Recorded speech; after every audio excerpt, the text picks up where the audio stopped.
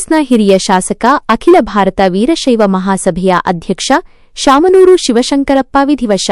ದೇಶದ ಅತ್ಯಂತ ಹಿರಿಯ ಶಾಸಕ ಎಂಬ ಹೆಗ್ಗಳಿಕೆಗೆ ಪಾತ್ರರಾಗಿದ್ದ ಕಾಂಗ್ರೆಸ್ನ ಹಿರಿಯ ನಾಯಕ, ಮಾಜಿ ಸಚಿವ ಹಾಗೂ ಅಖಿಲ ಭಾರತ ವೀರಶೈವ ಮಹಾಸಭೆಯ ರಾಷ್ಟ್ರೀಯ ಅಧ್ಯಕ್ಷರಾದ ಶಾಮನೂರು ಶಿವಶಂಕರಪ್ಪ 94 ಅವರು ಇಂದು ವಿಧಿವಶರಾಗಿದ್ದಾರೆ.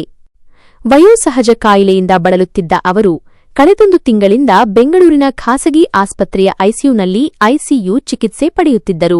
ಚಿಕಿತ್ಸೆ ಫಲಕಾರಿಯಾಗದೆ ಇಂದು ಅವರು ಕೊನೆಯುಸಿರೆಳೆದಿದ್ದಾರೆ. ಇತ್ತೀಚೆಗಷ್ಟೇ ಮುಖ್ಯಮಂತ್ರಿ ಸಿದ್ದರಾಮಯ್ಯ ಅವರು ಆಸ್ಪತ್ರೆಗೆ ಭೇಟಿ ನೀಡಿ ವೈದ್ಯರಿಂದ ಶಾಸಕರ ಆರೋಗ್ಯದ ಬಗ್ಗೆ ಮಾಹಿತಿ ಪಡೆದಿದ್ದರು. ದಾವಣಗೆರೆಯಲ್ಲಿ ಅವರ ಅಭಿಮಾನಿಗಳು ಶೀಘ್ರ ಚೇತರಿಕೆಗಾಗಿ ಪ್ರಾರ್ಥನೆ ಸಲ್ಲಿಸಿದ್ದರು. ಆದರೆ ವಿಧಿಯ ಆಟದ ಮುಂದೆ ಎಲ್ಲವೂ ಸೋತಂತಾಗಿದೆ. ವೈಯಕ್ತಿಕ ಬದುಕು ಮತ್ತು ಹಿನ್ನೆಲೆ. ದಾವಣಗೆರೆ ಜಿಲ್ಲೆಯಲ್ಲಿ 1931 ಜೂನ್ 16ರಂದು ಶಾಮನೂರು ಕಲ್ಲಪ್ಪ ಮತ್ತು ಶಾಮನೂರು ಸಾವಿತ್ರಮ್ಮ ದಂಪತಿಯ ಪುತ್ರನಾಗಿ ಜನಿಸಿದ ಶಿವಶಂಕರಪ್ಪನವರು ಶಿಕ್ಷಣ ಹಾಗೂ ಉದ್ಯಮ ಕ್ಷೇತ್ರದಲ್ಲೂ ತಮ್ಮದೇ ಆದ ಛಾಪು ಮೂಡಿಸಿದ್ದರು. ಮೃತರು ಪತ್ನಿ ಪಾರ್ವತಮ್ಮ ಹಾಗೂ ಅಪಾರ ಬಂಧು ಬಳಗವನ್ನು ಅಗಲಿದ್ದಾರೆ. ಅವರು 7 ಜನ ಮಕ್ಕಳನ್ನು ಹೊಂದಿದ್ದು, ಕುಟುಂಬದ ವಿವರ ಈ ಕೆಳಗಿನಂತಿದೆ. ಪುತ್ರರು: ಸಚಿವ ಎಸ್ಎಸ್ ಮಲ್ಲಿಕಾರ್ಜುನ್, ಎಸ್ಎಸ್ ಬಕೇಶ್ ಮತ್ತು ಎಸ್ಎಸ್ ಗಣೇಶ್. ಪುತ್ರಿಯರು: ಡಾ. ಮಂಜುಳಾ ಶಿವಶಂಕರ್, ಸುಧಾ ಪಾಟೀಲ್, ಡಾ. ಶೈಲಜಾ ಭಟ್ಟಾಚಾರ್ಯ ಮತ್ತು ಮೀನಾ ಡಾ. ಶರಣ್ ಪಾಟೀಲ್. ಸುದೀರ್ಘ ರಾಜಕೀಯ ಪಯಣ. ಶಾಮನೂರು ಶಿವಶಂಕರಪ್ಪ ಅವರ ರಾಜಕೀಯ ಜೀವನ ದಾವಣಗೆರೆಯಿಂದಲೇ ಆರಂಭವಾಯಿತು. ಅವರ ರಾಜಕೀಯ ಸಾಧನೆಯ ಪ್ರಮುಖ ಮೈಲಿಗಲ್ಲುಗಳು ಇಲ್ಲಿವೆ. 1969 ದಾವಣಗೆರೆ ಪುರಸಭೆ ಸದಸ್ಯರಾಗುವ ಮೂಲಕ ರಾಜಕೀಯ ಪ್ರವೇಶ.